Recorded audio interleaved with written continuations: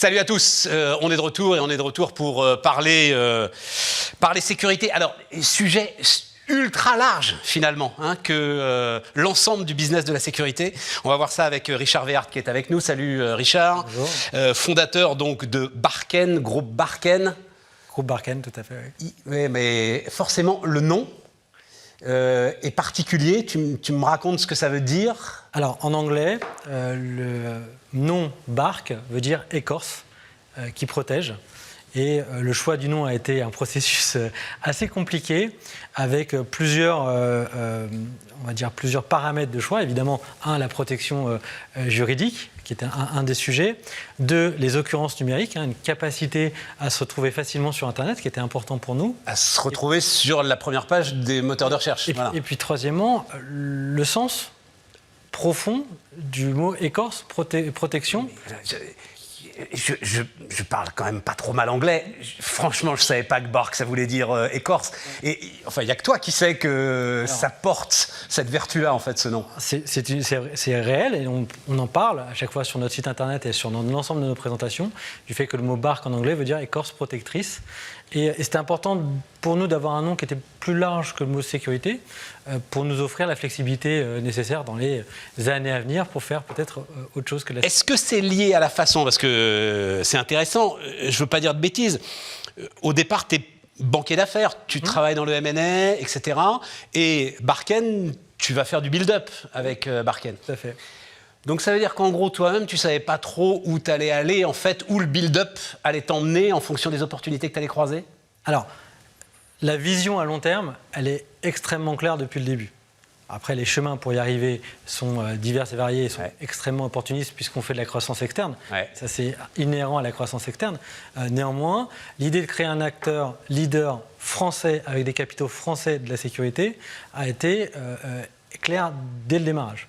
Ça, c'était évident. Avec un investissement fort dans l'intégration des systèmes de sécurité. Donc, on conçoit, on maintient et on répare des systèmes de sécurité. On installe, on maintient et on répare des systèmes de sécurité sur trois différentes verticales qui sont la sûreté, donc tout ce qui est vidéo, contrôle d'accès, télésurveillance. Intrusion, évidemment, alarme. Ça, c'est la sûreté. La sécurité incendie, donc tout ce qui est détection incendie, extinction, extincteur. Et sur l'automatisme de fermeture, automatisme de porte. Donc, on est capable aujourd'hui de sécuriser un bâtiment depuis sa périphérie. Attends, juste, je t'arrête là, on va reprendre le cours, mais sur ton site, je vois des coffres-forts, moi aussi. Il y a aussi les coffres-forts, ça c'est une partie de la sécurité. Oui, c'est tout petit. Donc. Oui, c'est tout petit, mais c'est le truc le plus spectaculaire. Et d'ailleurs, c'est le truc que tu mets quand même un peu en avant. Non, mais ça m'arrête parce que je me disais, entre eux, effectivement, la sécurité d'un bâtiment et le coffre-fort, c'est pas forcément non plus le même métier, en tout cas, c'est pas les mêmes compétences au départ. Alors, on met un coffre-fort, pourquoi? Parce que dans le monde bancaire, on fait toute la sécurisation du site. D'accord. La sécurisation physique. C'est une toute petite partie de l'activité. Alors attends, je veux revenir à l'origine. Pourquoi est-ce que tu te dis, donc, tu es banquier d'affaires, tu fais du M&A, fusion-acquisition, pourquoi est-ce que tu te dis, je vais me lancer dans la sécurité? On est en quoi? C'est 2017, c'est ça? Est-ce que tu te dis, c'est là que va être la demande? Alors c'est plus trivial que ça. En fait, moi, j'étais banquier d'affaires. Je suis parti faire un MBA pendant un an. Sorti de mon MBA, je rentre dans une société que je connaissais absolument pas, qui s'appelait United Technologies, qui est en fait un géant américain qui faisait de la sécurité. Et j'étais recruté comme directeur M&A pour faire leurs acquisitions, notamment dans le monde de la sécurité, en France et en Europe. On s'est aperçu assez rapidement qu'il y avait une problématique forte de processus de la grosse boîte américaine pour des petites sociétés françaises et d'intégration. C'est-à-dire que quand on arrivait à finaliser le processus américain qui était extrêmement long, extrêmement robuste pour des petites sociétés, puisqu'il est standardisé, on achète CUTC, une société qui fait 2 millions, comme une société qui fait 100 millions, même processus, donc c'est très très lourd. Une fois qu'on arrivait sur place, il fallait amener les processus de la société et en fait on faisait fuir les gens et on tuait de la valeur, tout simplement. Et donc de ce constat-là est née l'idée de créer Barken et de se dire qu'avec un fonds d'investissement et une équipe de professionnels de la sûreté et du M&A, on était capable de construire un acteur majeur dans ce... Parce que le secteur, là, aujourd'hui, il est très éclaté, multitude de tout petits acteurs.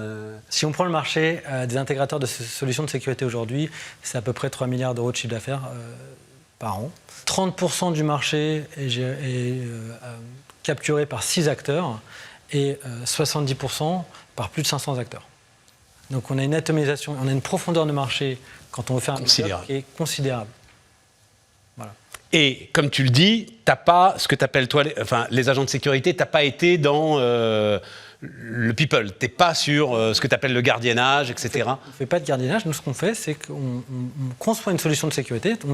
Le client a une problématique sur la sécurisation de son site. Donc, on va lui concevoir une solution de sécurité, on va l'installer, on va la maintenir. Quand tu dis que tu la conçois, tu designes toi-même les logiciels, pas le hard. L'implémentation, on fait une analyse de risque. On visualise où sont les risques dans le bâtiment et on fait une proposition de solution pour contrer ces risques. Mais des solutions que tu achètes, sur étagère, que tu achètes et que j'intègre. Qui ont été designées par des grands acteurs internationaux, j'imagine, l'ensemble de ces solutions. Il y en a beaucoup. Il y a UTC qui est mon ancienne maison. Il y a Ashika Ashika et Dahua qui sont des gros faiseurs de caméras. On a des acteurs français dans le contrôle d'accès. On a plein d'acteurs, on a beaucoup de fournisseurs. Et l'idée chez Barken, en tout cas, c'est d'être assez agnostique sur le matériel pour offrir la meilleure solution de sécurité. Ouais, on a des acteurs français dans le contrôle d'accès, si je ne dis pas de bêtises. Gemalto, par exemple, acteur français dans le contrôle d'accès. Oui, Gemalto. On a... Gemalto, à une époque, c'était le contrôle d'accès de la Maison-Blanche aux États-Unis, quand même. Donc, c'était pas mal. Oui, voilà, c'est ça, tu me le confirmes. On a des acteurs français. On a pas mal d'acteurs français d'ailleurs. On a Vita Protect qui est un grand groupe qui s'est structuré un peu par build-up aussi, qui est français, qui fait beaucoup de contrats d'accès via ses marques Thiel et Vauban. On a un savoir-faire français assez important en sécurité. Sur les caméras, on a beaucoup de Chinois, c'est normal. Et sur l'intrusion, on est plus sur de l'américain ou de l'allemand. Voilà. Donc, ok, on a bien compris. Tu as dit à capitaux français, il y a quoi ? Il y a une volonté patriotique derrière ce truc-là ? Alors oui. Forcément, puisque quand nous, on évoluait sur notre secteur, nos principaux acteurs et l'acteur dans lequel on était, puisqu'on était chez UTC, était américain, et on avait une volonté dès le départ de faire un acteur français avec des capitaux français. Et donc on a designé un projet qu'on a présenté à plusieurs fonds français et on a structuré et finalisé le dossier avec un fonds qui s'appelle Montefiore Investment. Là, tu es à quel niveau de chiffre d'affaires à peu près ? 88 millions d'euros de chiffre d'affaires. Et donc, c'est quoi les ambitions, là, maintenant, de Barken ? Sur 2023, je pense qu'on arrivera à une centaine. Non, au-delà, la stratégie. Moi, je veux la stratégie. L'idée, c'est de continuer à grossir, à se structurer déjà. Mais c'est quoi ces fameux 700 acteurs, là, dont tu me parlais, qui contrôlent combien ? 70% du marché, c'est ça ? C'est des acteurs qui font entre 2 et 5 millions d'euros de chiffre d'affaires. Donc, il y a un travail... Et donc, l'idée, c'est d'aller les chercher, de les intégrer les uns derrière les autres, etc. Il y a une idée, évidemment, de constituer le groupe, de partager les bonnes pratiques et de faire de la croissance organique, parce que c'est moins cher et plus simple à intégrer, bien évidemment. Et il y a une volonté, évidemment, de continuer à bénéficier de notre savoir-faire en intégration pour pouvoir accélérer les intégrations et continuer à grossir. Il n'y a pas de raison aujourd'hui majeure qu'on ne trouve pas des capitaux à la fois bancaires et actionnariales pour aller monter jusqu'à 200, 300, 400 millions d'euros de chiffre d'affaires. Et il n'y a pas de raison. Parce que, ok, t'intègres, mais le marché, il est dynamique en lui-même. Il y a une forte demande de sécurité, de davantage de sécurité. La meilleure réponse à ça, c'est qu'aujourd'hui, notre problématique, ce n'est pas de vendre, c'est de produire. Ouais. On n'a pas assez de bras. Ouais. Et ça, l'ensemble de mes confrères le confirmera. Ouais. On n'a pas assez de bras pour produire. Ouais. Si je double ma force de frappe en termes de ressources, je double mon chiffre d'affaires. Donc la demande, elle est très importante. Elle est très importante. Effectivement.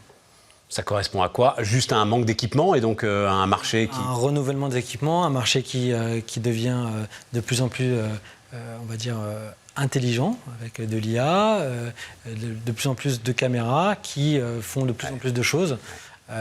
Et un besoin de sécuritaire qui est aussi de plus en plus présent. Et avec ta taille qui reste aujourd'hui, enfin qui est en croissance, tu arrives à suivre ces évolutions. C'est-à-dire, j'imagine que la course à la taille, c'est aussi se donner davantage de moyens pour suivre l'ensemble de ces évolutions technologiques. Alors, pas tout à fait. C'est-à-dire que oui, on arrive à suivre les évolutions technologiques puisqu'on les suit, on les propose à nos clients. Mais le sujet de la taille, c'est de nous permettre de nous donner les moyens de grossir, d'aller chercher des marchés encore plus gros, d'offrir un peu plus de services en interne et à nos clients, et de structurer un groupe comme un groupe extrêmement robuste qui va s'installer dans le temps. Puisqu'on est tout jeune, on n'a que 4 ans. Mais parfait. Merci Richard. Voilà, Richard Werth, donc, qui nous accompagnait, Barken. Et vous en savez un peu plus sur le monde de la sécurité.